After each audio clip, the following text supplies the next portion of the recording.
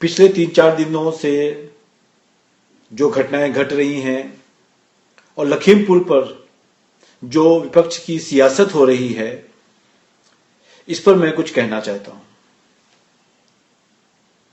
लखीमपुर खीरी में एक किसान आंदोलन चल रहा था और उसमें किसी गाड़ी और गाड़ी वालों को आपस में कुछ झगड़ा हुआ है, क्या हुआ है, जिसकी तहकीकात की जा रही है। 4 किसान उस गाड़ियों से कुचलकर मर गए और फिर या उसके पहले किसानों ने उन पर लाठी और डंडे से प्रहार किए, जिसमें से 4 लोगों की हत्या हो गई और उस 4 में से 3 भारतीय जनता पार्टी के कार्यकर्ता थे, एक पत्रकार था।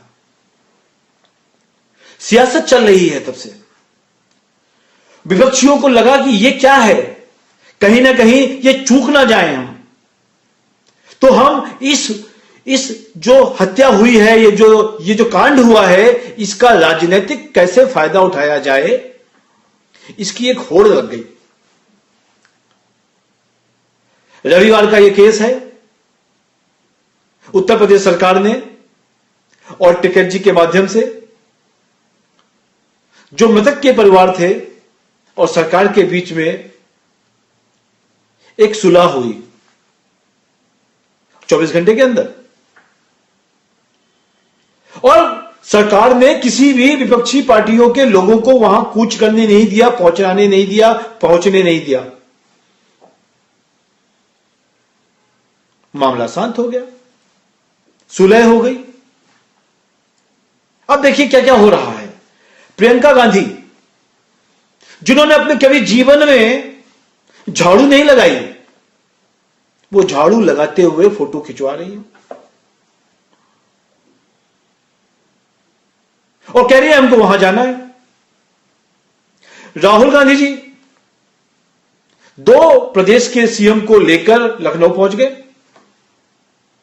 बोले हमको भी वहां जाना है। अखिलेश यादव जी या उनके चाचा जी, उनको भी वहां जाना था। और जब अखिलेश यादव जी को नहीं जाने दिया गया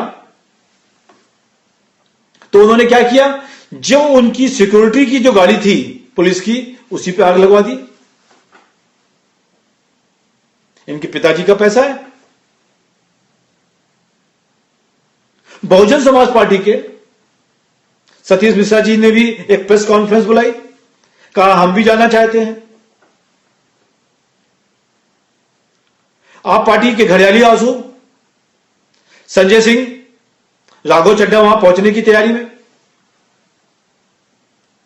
राहुल गांधी और प्रियंका गांधी गले गले मिलके लोगों से मिल रहे। क्या लगता है, क्या हत्याओं पर राजनीति नहीं हो रही है ये? और क्यों हो रही है? जब दिल्ली में रिंकू शर्मा की हत्या हो गई थी तो किसी ने ट्वीट भी नहीं किया, किसी प्रदेश के कोई मुख्यमंत्री भी नहीं आए और दिल्ली का खुद मुख्यमंत्री अरविंद केजरीवाल ने एक लाइन भी नहीं लिखी। जाने की बात तो छोड़ दो। इस घटना के अगले दिन कश्मीर में एक कश्मीरी पंडित की हत्या हो जाती है। आतंकवादी आते हैं और मार जाते हैं। किसी को आंसू नहीं आया। पूरे भारत की एक भी विपक्षी पार्टी ने एक लाइन नहीं लिखी। उसकी बेटी ने जब आतंकवादियों को ललकारा, चैलेंज दिया, तब भी किसी ने एक भी घड़ियाली आंसू भी नहीं बहाए। न संजय सिंह, न केजरीवाल, न राघव चड्ढा। और अखिलेश, मायावती और कांग्रेस के लोगों को तो छोड़ ही दो, समझ में नहीं आता। और मालूम है, जब टिकैत जी ने यह समझौता कराया, सुलह कराई, तो यह भी इनको अच्छी नहीं लगी। बहुत सारे लोग इनके कहते हैं कि टिकैत जी भाजपा से मिल गए। वाह भाई वाह। जो व्यक्ति शांति करा रहा है, जो वहां पे हिंसा को रोक रहा है, ये आज आगे ना बढ़े, उसके ऊपर आप क्वेश्चन कर रहे हो। और आप चाहते क्या थे वहां पे करना? हिंसा बढ़ाना, लोगों के बीच में मतभेद बढ़ाना, और कुछ गाड़ी जल जाती और कुछ लोग मर जाते। देखिए, आप सबकी विपक्षी पार्टियों की आपकी जमीन, राजनीति जमीन खो चुकी है। और इस राजनीतिक जमीन जब खो चुकी है तो हर मुद्दे पर, हर हत्या पर, हर आंदोलन पर आपको अपनी राजनीति को भुनाना है, राजनीति को बढ़ाना है। राहुल गांधी जी, प्रियंका गांधी जी, कभी घर में उठ के पानी भी पिया है कि वहां झाड़ू लगा रही थी आप? और अखिलेश यादव जी, क्या आप भूल गए कि किस तरीके से कार सेवकों के ऊपर बंदूक चलाई गई थी, गोलियां चली थी?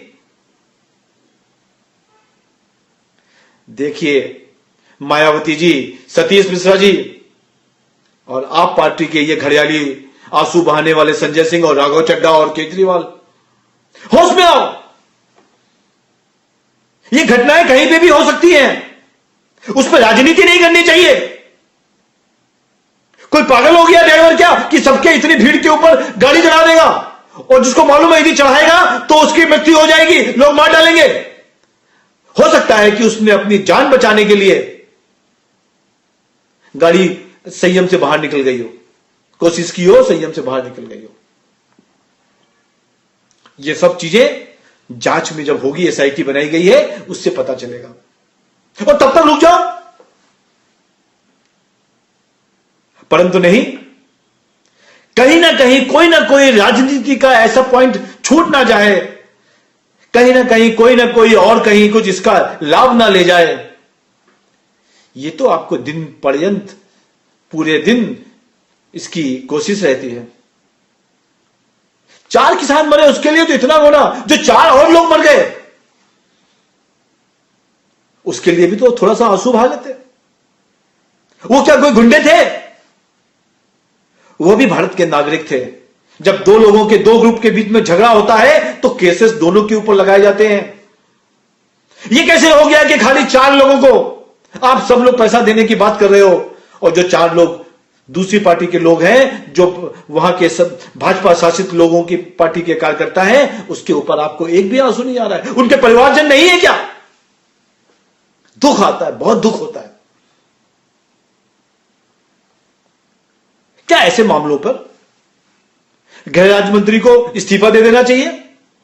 इंक्वायरी होनी चाहिए। यदि उनका लड़का इसके अंदर दोषी पाया जाता है तो उसके ऊपर जो भी मुकदमा चलना चाहिए बराबर चलना चाहिए, और कोई भी राशि अभी नहीं देनी चाहिए। जब यह एसआईटी का रिपोर्ट आ जाए और उसमें प्रूफ हो जाए जिनकी गलती है उनको कोई राशि नहीं मिलनी चाहिए, और जिनकी गलती नहीं है उनके परिवारजनों को राशि देनी चाहिए। परंतु ये तो भारत है। आतंकवादी जिनको मार रहा है आके, उसके लिए एक शब्द नहीं है। कश्मीरी पंडितों के लिए कोई समय नहीं है। पर यूपी का चुनाव है, और यूपी के अंदर जब आप सब जमीन खो चुके हो और दूर दूर तक कुछ समझ में नहीं आ रहा, तो क्यों ना क्यों एक राजनीति करी जाए इस माध्यम से भी। बड़ा दुख हो रहा है और शर्म भी आती है। और प्रियंका गांधी, राहुल गांधी की इतनी तड़प थी कि हम किसी तरीके से खीरी पहुंचे। इन लोगों की तड़प क्यों है? क्या वहां जाके ये हिंसा भड़काना चाहते थे? मैं बार बार कहता हूं कि इस तरीके की हत्याओं पर राजनीति मत करो, लाशों के ऊपर राजनीति मत करो। अरे छत्तीसगढ़ का चीफ मिनिस्टर उत्तर प्रदेश में किसी घटना पर मुआवजा देने को तैयार है। जिस चीफ मिनिस्टर ने अभी 10 दिन पहले पंजाब को संभाला, बागडोर संभाली, जिसको चीफ मिनिस्टर की स्पेलिंग भी नहीं आती है, वो भी यूपी में जाके राजनीति कर रहा है राहुल गांधी जी के साथ। अपना घर ठीक नहीं है। परंतु यदि किसी के घर में आग लग रही है तो उसमें और पेट्रोल डाल दो। उससे तो घर फूंक तमाशा देखने का आदत आपकी हो चुकी है आप लोगों की। इस वीडियो के माध्यम से मैं ये कहना चाहता हूं कि लखीमपुर की ये जो घटना है इसकी बहुत निंदा करता हूं। जिससे भी गलती हो, किसानों की हो या जो लोग चल रहे थे, भारतीय जनता पार्टी के मंत्री जी के लड़के थे नहीं थे, ये सब जांच होने के बाद तय होना चाहिए। पर हत्या हुई है 8, इसकी मैं निंदा करता हूं। जो आएगा इस एसआईटी के अंदर, न्यायालय के हिसाब से जो कानून होगा उसके हिसाब से सजा भी मिलनी चाहिए। और यदि सजा में भारतीय जनता पार्टी के कार्यकर्ताओं की गलती नहीं पाई गई और उनको पता लगा कि उनकी जान बचाने के लिए वो भागे, तो सरकार पैसा देना दे, भारतीय जनता पार्टी का एक एक कार्यकर्ता पैसा इकट्ठा कर उन भारतीय जनता पार्टी के पीड़ित परिवारों को पैसा पहुंचाना चाहिए। हमको किसी सरकारों से पैसे की आवश्यकता नहीं है। हम दोगले लोगों के बीच में नहीं रहना चाहते। और आज इस वीडियो के माध्यम से हम आपको बताना चाहते हैं कि आने वाले समय पर इस तरीके के विपक्षी लोगों का दोगलापन और दिखाई देगा। और पहचान लो, और आप पहचान लो कि कौन लोग देश को बढ़ाने वाले में हैं और कौन देश में आग लगाने वालों में से हैं। क्योंकि जब समय आएगा तो आपसे आपकी संतति पूछेगी कि जब देश बदल रहा था, देश बढ़ रहा था, तो आप आग लगाने वालों में से थे कि आग बुझाने वालों में से। और यदि आप आग बुझाने वालों में से होगे तो अपनी आप चिर निंदा बड़ी शांति से पार करोगे, प्राप्त करोगे। यह कह के मैं अपनी बात को खत्म करता हूं। धन्यवाद। जय हिंद।